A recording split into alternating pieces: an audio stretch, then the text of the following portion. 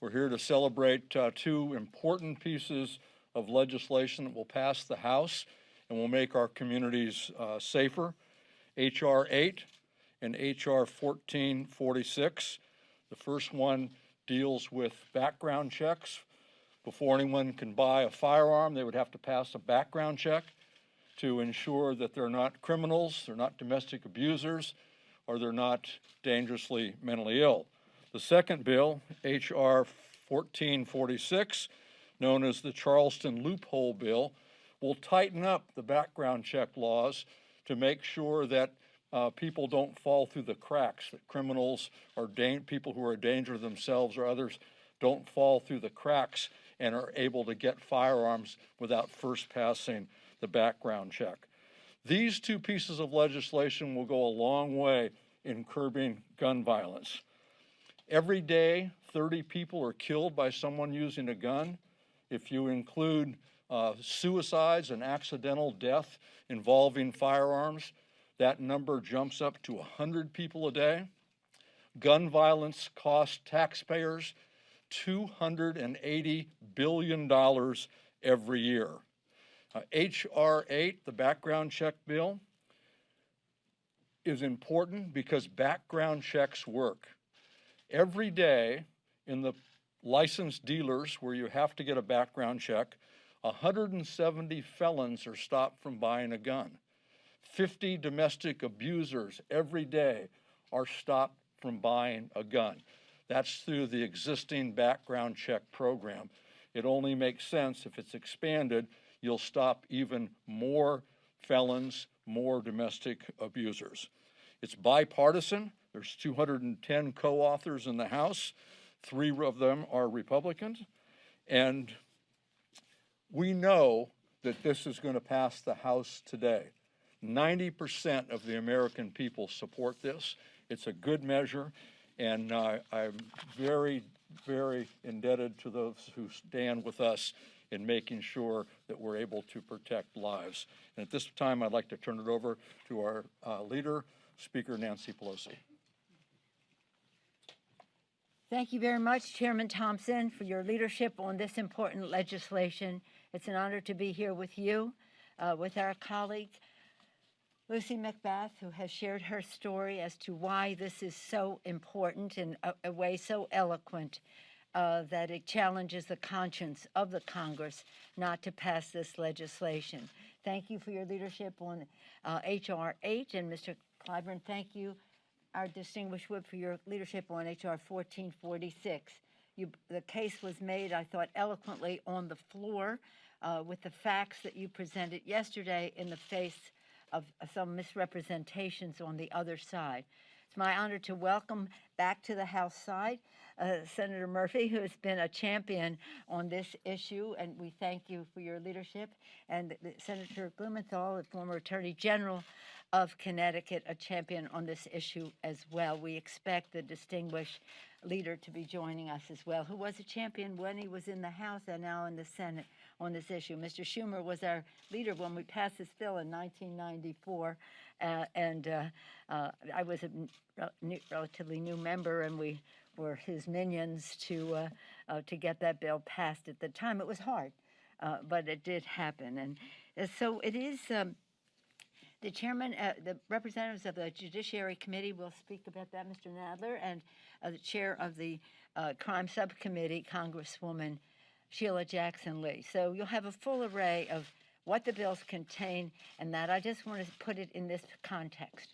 Yesterday, when I spoke on the floor about the American Rescue Package, I said our most important issues facing the Congress are our children, our children, our children.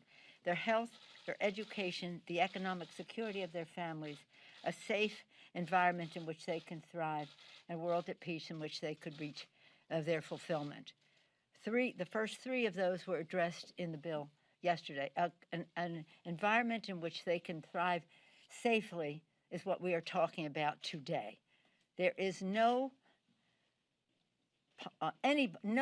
in Congress whose political survival is more important than the survival of our children.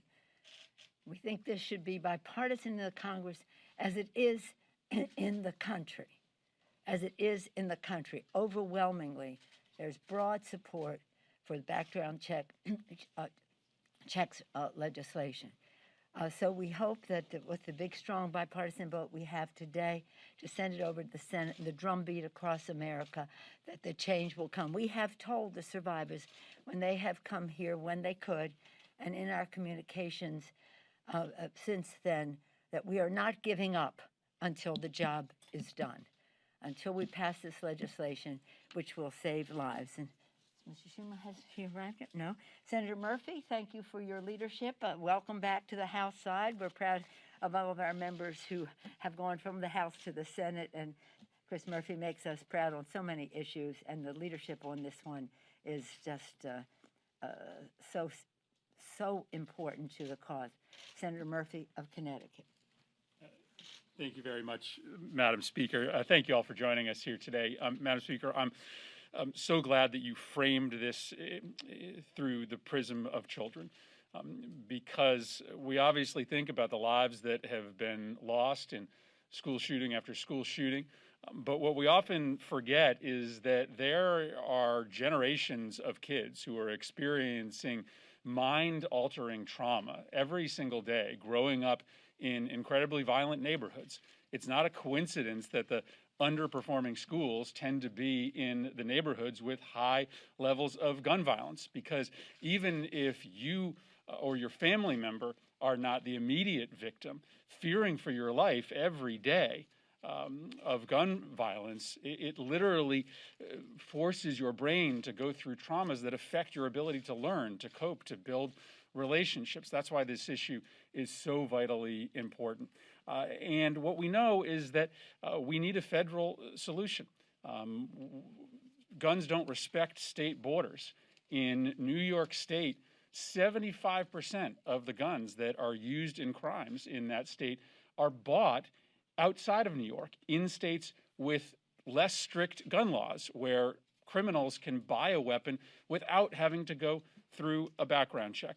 And so in order to protect all of America's children, we need to pass universal background checks and close the Charleston loophole. Finally, it is hard to find a piece of legislation that is more popular than the American Rescue Plan. But background checks is supported by 90% of Americans. This issue has a reputation of being controversial, but it is only controversial inside the Beltway. Outside of Washington, Republicans, Democrats, gun owners, non-gun owners, NRA members, non-NRA members agree we should tighten our gun laws to make sure that criminals and people with histories of serious mental illness cannot buy guns. This is a unifying issue, and I'm so grateful to my House colleagues for bringing this bill to the floor early in this session, for bringing Republicans and Democrats behind it. We will work hard to achieve that same unity in the United States Senate as soon as this bill clears the House and comes over to our side. With that, I think I'm going to turn this over to the champion for the Charleston loophole, somebody who has been speaking truth to power on this issue his entire career, Whip Clyburn. Thank you very much, Senator, and thanks to all of you for being Madam Leader, Madam Speaker. Thank you very much, Chairman Thompson. You know, I get a little emotional when I think about the Charleston loophole because there is nothing more sacred in the lives of most people than their church.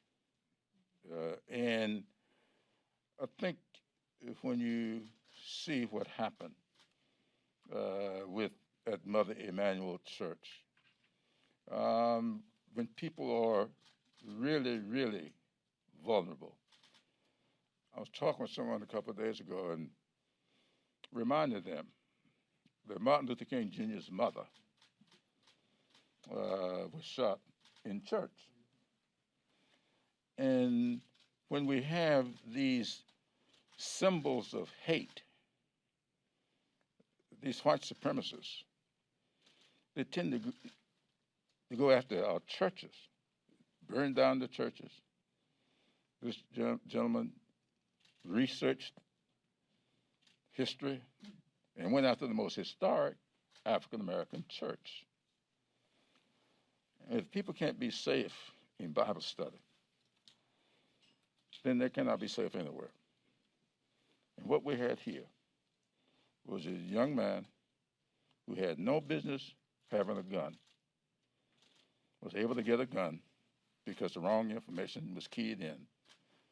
Now, I will always believe that he knew the law well enough to intentionally give wrong information.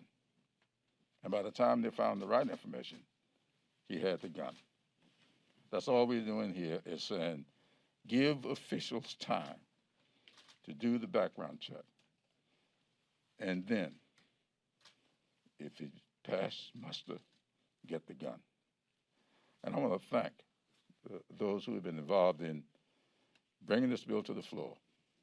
And I hope that once again, as we did before, we can have bipartisan support to get it done. And I'm so glad that on the other side of the aisle, Senator Blumenthal has agreed to sponsor this bill in the Senate. And he and I did a joint session with the widow of the pastor of Emmanuel Church on yesterday. And I'm so pleased to present him to you now, Senator Blumenthal. Thank you, Whip Clyburn. I am really honored to be here, Madam Speaker. Thank you for your leadership to Mike Thompson and Lucy McBath and Sheila Jackson Lee. Thank you for your extraordinary courage. And thanks as well to my great colleague, Chris Murphy. He and I have been a team on this issue since his election to the Senate, and Sandy Hook. You know, listening to Jim Clyburn on the floor yesterday, I was so moved because clearly 9 people would be alive today. Literally 9 people, members of that congregation, would be almost certainly alive today if that killer had not taken advantage of the Charleston loophole, a glaring gap in our laws. There is no reason that people should not wait a day or 2 or 3 to buy a gun so that a check can be done on them. And there is a principle at work here. The support for universal background checks is nearly universal. Almost everybody in the country, including gun owners, NRA members, want it. And the principle should be no check, no sale. No check, no gun. That's the way to make America safer. And I think with the leadership of our great leader, Senator Schumer, we have a real opportunity to make history here. I'm asked often, what has changed since Sandy Hook? We have a growing grassroots political movement with leaders at the local level changing history. And we have House members who have run on this issue, who have not just answered questions, they've made it a priority. And so I think the implosion of the NRA, the growing support among the American people, and the inevitability of increased support gives us an opportunity we haven't had before. We need not only background checks and closing the Charleston loophole, but also emergency risk protection orders, safe storage, Ethan's Law, repeal of PLCAA, a number of measures that provide a comprehensive solution. There's no single cure, but I think we can do it with the kind of support that we're seeing this morning, and I'm very pleased now and honored to introduce one of the true champions of gun violence protection. Or do you want to? My mentor and model and leader, Senator Schumer of New York. Who did I get ahead of? Thank you, whoever I did. Thank you, Sheila. Go right ahead, Chuck, my seatmate. You were supposed to be earlier. Thank God I didn't get ahead of Clyburn. Okay, thank you, everybody, and it's great to be here. I want to thank our great speakers, Speaker Pelosi, all of my colleagues in the House and Senate who have played such instrumental roles in this so important an issue.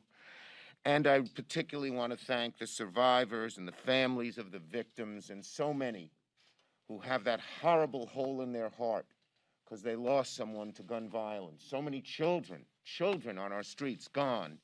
And yet these advocates light a candle every day. That's what the Bible tells us is the saintly and noble thing to do instead of just cursing the darkness. And I thank them as well. This issue is very important to me, as those of you who've been around a while know.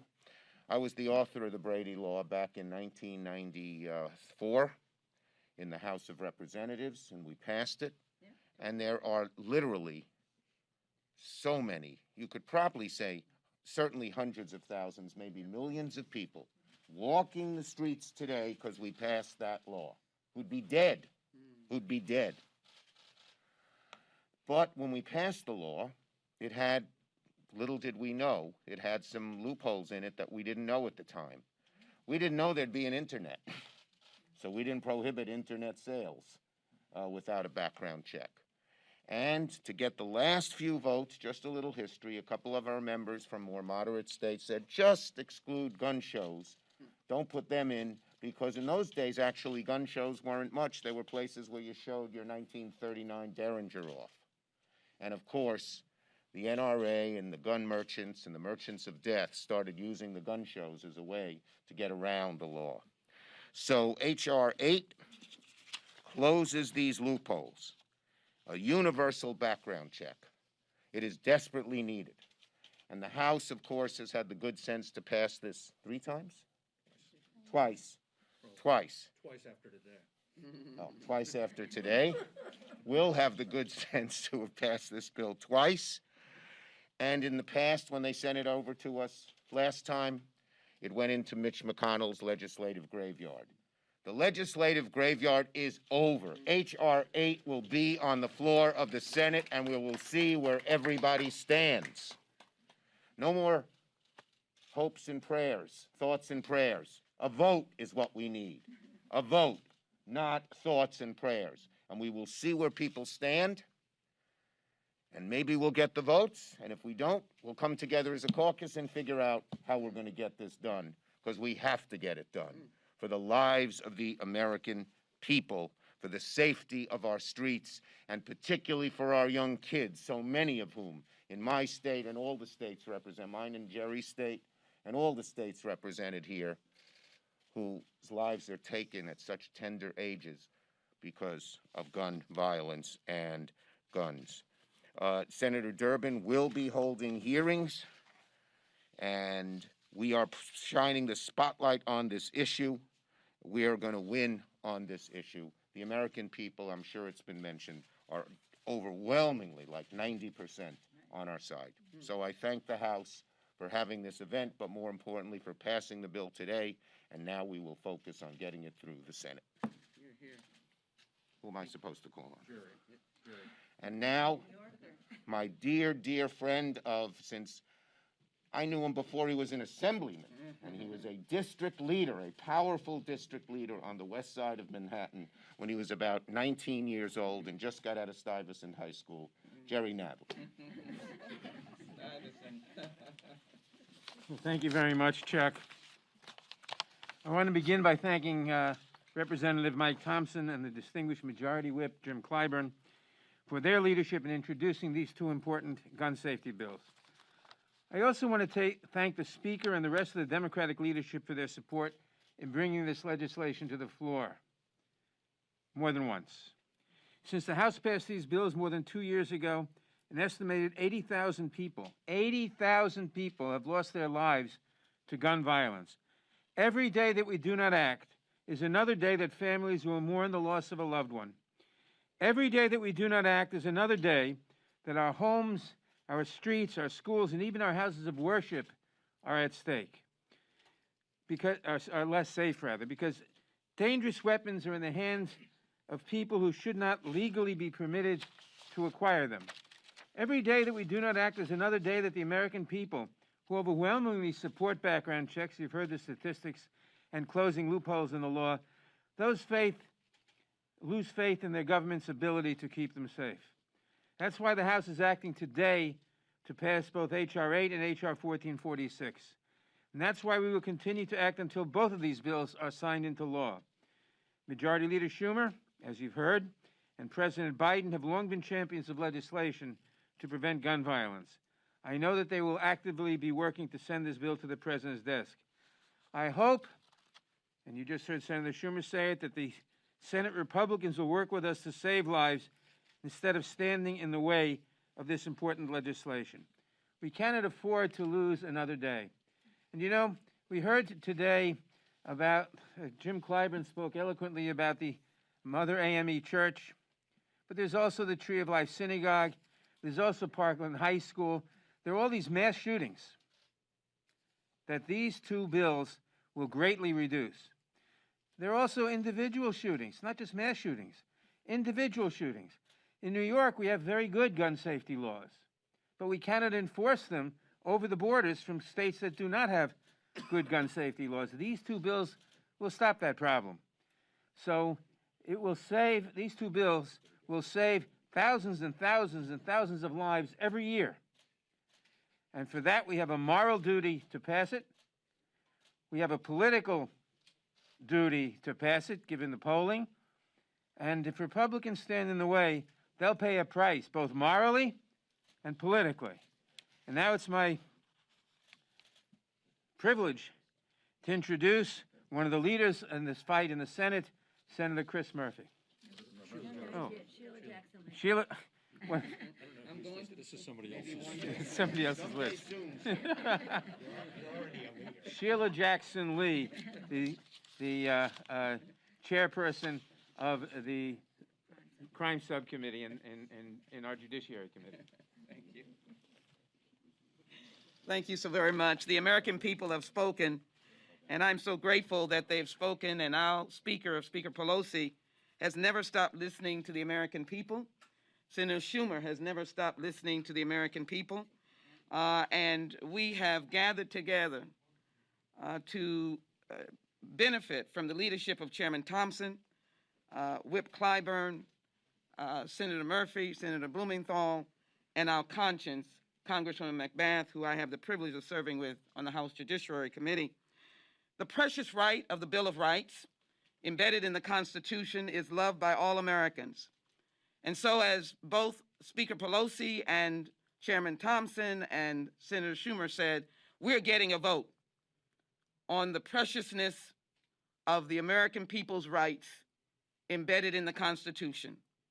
Nothing in H.R. 8 or H.R. 1446 violates any part of the Bill of Rights. It does not violate the First Amendment. It does not violate the right to due process, and it does not violate the Second Amendment. Nothing in the Second Amendment suggests that we cannot regulate and provide safety for the American people. Nothing in the Supreme Court cases like Heller says that. So we are on the right side of the Constitution and the right side of history and the right side of the American people who are pleading for their lives. In our time, it cost $448,000 for every homicide incident that results in medical care or court cases. In addition, let me just say that I came here, and some of you may have gone down memory lane, just as Columbine was taking place. What happened in Columbine shocked America. Maybe we don't remember, right before the turn of the century, 2000. In that case, a friend of the boys that killed all of those students went to a gun show and bought a carbine and 2 shotguns. I'll never forget it. Madam Speaker, there was a Columbine task force, and I was on it. We thought that this would be the beginning and the end and never have the opportunity to see that again. But it did occur over and over again. So I'm very grateful that H.R. 8 is 4 corners ready to go.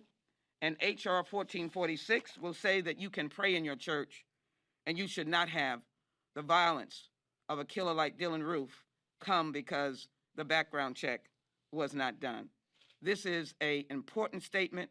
Let us celebrate a vote in the House today, and yes, a vote in the Senate, and a signature by the President of the United States. Thank you all very much. Are there any questions? I know it's going to pass the House. We're expecting it to pass the House. How are you planning, or I guess it's more of a question for the senators on seat, to overcome the filibuster? Because it doesn't seem like there's the votes. You heard what Senator Schumer said. Yeah. They're going to take it up. It's going to have its day. And if the Republicans do, can you imagine the Republicans standing in opposition to 90% of the American people? Yeah. But if they do, as the Senator Schumer said, there's other options that they will pursue. Anybody want to speak specifically to that? This is an idea whose time has come. We had a majority of votes for a background check measure in the wake of Sandy Hook. When it failed, the cry from the gallery was, shame on you. If the Republicans vote against it, and there will be a vote, they will pay a price politically, because as the House members have shown very courageously by running on this issue, people are not only supportive, they're willing to vote based on this issue. So this is going to be front and center. And, I think what's also changed is we now have a president who can put pressure on our colleagues. And I'm hoping that we'll see that. If you wouldn't mind, just very quickly. Listen, Mitch McConnell spent the last 5 years trying to avoid a vote on background checks because he chose the NRA. His members have expressed to me over the past several years that they want to get right on this issue. And so I don't think we should accept that there aren't 60 votes in the Senate for universal background checks. So much has changed. The political power of the anti-gun violence movement is infinitely stronger. The NRA is a shell of itself. And so I've had a lot of Republican members come to me and express their willingness to take a new look. If this bill's on the floor with 90% public support, with the power of the anti-gun violence movement behind it, I don't think we should we should be confident in the fact that there won't be Republicans who don't want to litigate this issue election after election. Yes. Just to put a finer point on that, Senator Schumer seemed to say, I know he's not here, but that there would be a vote on the House bill and see where everyone stands, and if it fails, then figure something out. So are any sort of, this is for the senators, I suppose, any sort of bipartisan discussions happening? Because when Manchin and Toomey got 2 votes previously, there were 4 Republicans both times. Only 2 of those remain in the Senate. So are Manchin and Toomey on board? Can you just talk a little bit about the process? Well, again, I just think we are living in a different world than 2013. So much has changed. The politics around this are fundamentally different. I think, Senator Blumenthal, I should leave it to Senator Schumer to talk about the floor schedule. I just think that you can't compare 2013 to 2021. I think there are a lot of Republican senators that are thinking about voting for a proposal that allows them to get right on this issue. Thank you. I'm going to ask our colleague, Congresswoman McBath, to close this out, please. Well, I am just completely grateful for all of the hard work and for all of the effort that has been placed into making this happen today. And I would just like to take my hat off for a moment, the hat that I wear as a member of the United States House of Representatives, and to thank each and every one of my colleagues and leadership. As a mother who lost her child to the very gun violence that every one of us has been fighting for so hard to eradicate, Speaker, I want to thank you. Rep. Thompson, thank you for allowing me to be a part of championing this life-saving legislation. Rep. Clyburn, I spent time with you. I came down to Charleston after Emanuel, and I am more grateful to be able to help you pass this legislation, because no one deserves the kind of pain and anguish that people are suffering, especially those that have come to God and sat in church and lost their lives. Senator Blumenthal, Senator Murphy, Chairman Nadler, Sheila, thank you. You have been championing this legislation long before I got here. And all the times that I sat in committee hearings waiting for this legislation to pass and watching you time and time and time again put forth amendments that were shot down, for this moment to be able to be here with you, thank you for that. And as a mother, as a survivor, we thank you. There's so many of us survivors and family members that have lost our loved ones that have been waiting and waiting and waiting. And today we have the real possibility to make a difference and save lives. So I thank you on behalf of all the organizations, all the leaders, all of the frontline volunteers that have been championing for this moment. Thank you.